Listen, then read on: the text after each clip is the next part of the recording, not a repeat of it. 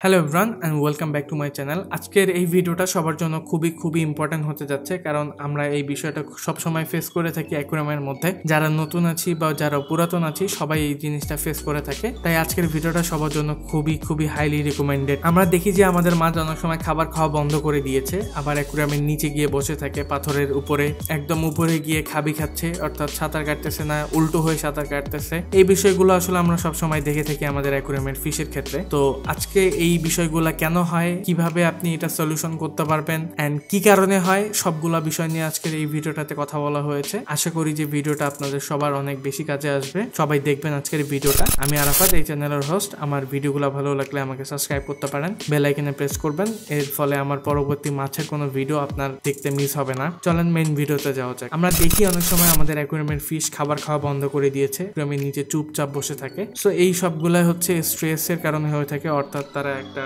স্ট্রেসের মধ্যে আছে। ম্যাক্সিমাম ক্ষেত্রে দেখা যায় আমরা যখন নতুন অ্যাকুয়ারিয়ামের ফিশ নিয়ে আসি ছেড়ে দেই, তখন দেখা যাচ্ছে ওই মাছটা কিন্তু অন্যান্য মাছের মতো খুব একটা বেশি সাঁতার কাটে না। দেখা যায় যে খুব ভয় পেয়েছে অথবা কোনো একটা জিনিস নিয়ে চিন্তা করতেছে, উঠতেছে না খাবার খাইতে। তো এই বিষয়টা কি কারণে হয়, এটা আসলে মাছটা স্ট্রেসের মধ্যে থাকলে এমনটা হয় দেখা যায়। তো দেখা যাচ্ছে যে নতুন আমরা যখন অ্যাকুয়ারিয়ামের মধ্যে মাছ অ্যাড করি, তখন এই প্রবলেমগুলো সবারই ফেস করতে হয়। আপনার মাছ এমন না যে আপনি খাবার দেওয়ার সাথে সাথে একদম উঠে গিয়ে খাবে, এটা একটু টাইম নিবে। তো এটা কি সমস্যা? আসলে এটা কোনো সমস্যা না, কাজ নতুন ফিশ অ্যাড করেছেন, অ্যাকুয়ারিয়ামের দোকান থেকে বাসায় নিয়ে এসেছেন একটা পলি ব্যাগের মধ্যে, জার্নির মধ্যে ফিশটা ছিল এন্ড একটা ভয়ের মধ্যে ছিল। তো এটা স্বাভাবিকভাবেই একটা মাছের ক্ষেত্রে হবে, খাবার দিলে সাথে সাথে উঠবে না, একটু ভয় পাবে, নতুন একটা জায়গার মধ্যে আসছে, খাপ খাওয়াই নিতে একটু সময় লাগবে। আশা করি 2-3 দিনের মধ্যে এটা ঠিক হয়ে যায়, একটা স্ট্রেস কেটে যায়। বাট আপনি এর জন্য একটা মেডিসিনও ইউজ করতে পারেন, যেটা কথা আমি ভিডিও শেষে গিয়ে বলবো। আগে মেইন বিষয়গুলো নিয়ে কথা বলি। তো চেষ্টা করবেন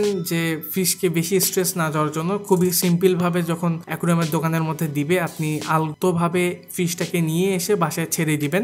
মাছ ছাড়ারও কিছু নিয়ম আছে। মাছটাকে আগে 20 মিনিট পানির উপরে রেখে দিয়ে পানির টেম্পারেচারটা সিমিলার করতে হবে। অ্যাকুয়ারিয়ামের পানির টেম্পারেচার আর আপনার ওই দোকানের অ্যাকুয়ারিয়ামের পানির টেম্পারেচার কিন্তু সেম না। এই জন্য মাছ পানিতেই বাস করে, পানিতেই তার জীবন, পানিতে কিছু হলে কিন্তু মাছ মারা যাবে। এই জন্য ওই পানির টেম্পারেচার আর এই পানির টেম্পারেচারটা অ্যাডজাস্ট হওয়ার জন্য ওই পলি ব্যাগটা আপনাদের অ্যাকুয়ারিয়ামের মধ্যে আগে রেখে দিতে হবে। তারপর যখন পানিটা টেম্পারেচারটা অ্যাডজাস্ট হয়ে যাবে, তখন আপনি মাছটা ছেড়ে দিতে পারবেন অ্যাকুয়ারিয়ামের মধ্যে। এর ফলে মাছের স্ট্রেসটা অনেকটা কমে যায়। এরপরে কথা বলবো মাছ স্ট্রেসে যাওয়ার দ্বিতীয় কারণ যেটা হচ্ছে, সেটা অ্যাকুয়ারিয়ামের মধ্যে পর্যাপ্ত পরিমাণে ডেকোরেশন না থাকা, অর্থাৎ হাইডিং প্লেস না থাকা। মাছদের লুকানোর জন্য জায়গা দিতে হবে, কারণ একটা অ্যাকুয়ারিয়ামের মাছ কিন্তু এটা একটা পুকুরের মাছ, অর্থাৎ ন্যাচারাল ওয়াইল্ড থেকে নেওয়া। পানির নিচে অনেক জায়গার মধ্যে লুকিয়ে থাকে, অনেক হাইডিং প্লেস থাকে, ট্যাঙ্কের মধ্যে কিন্তু সেটা পায় না। এই হাইডিং প্লেস গুলা দেওয়ার জন্য চেষ্টা করবেন ভালো একটা ডেকোরেশন রাখার জন্য। আর এমন ডেকোরেশন রাখবেন না যে ফিশের সাঁতার কাটতে অসুবিধা হয়, এতে তারা আরো স্ট্রেসের মধ্যে পড়ে যাবে সাঁতার কাটতে না পেরে। ম্যাক্সিমাম চেষ্টা করবেন বা মিনিমাম